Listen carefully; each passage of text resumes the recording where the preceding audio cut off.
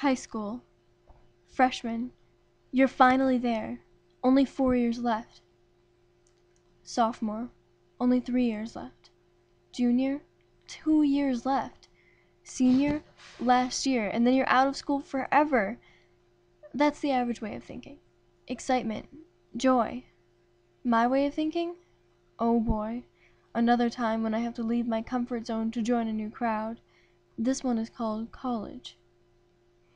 Moving on from middle school to high school was more difficult for me than most. In Walden Green, I only had 8 other kids in my grade and 26 people in the entire middle school. Here, there are hundreds of kids swarming through the hallways every day. The transition from Walden Green to Spring Lake caused me so much stress that I fell into a severe depression.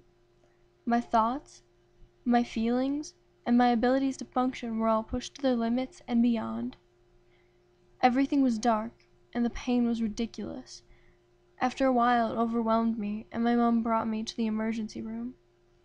After several tests, including x-rays, GIs, and blood tests, the doctors found that not only was I severely depressed, but I had a kidney infection to add to the pain. I was signed up for 3 different medications: Prozac, a sleeping med, and something for my kidney. On top of that, I was sent to Pine Rest for a week and a half as an outpatient and forced to see an obnoxious psychiatrist 2 times a week. The medications and therapy went on for several months until I got sick of it and stopped doing all of it at once. My friends helped me stand my ground for a while, until I fell into another depression, though that one was not nearly as severe and was entirely due to a bad memory jog. I was sent to see an amazing psychologist and was put back on my Prozac. Those 2 depressions were traced back to a time when I was 11 when I was attacked. I'm not going into detail, but I will say that it caused me to have a few strange phobias that I will have to live with forever. After my therapist had calmed me some, I admitted to the secret of my attack. I've always regretted admitting to it. The reactions, the way I was treated afterward, like a poor child who needs protection, it makes me sick. High school. A time filled with friends, laughter, smiles, impatience, and good times.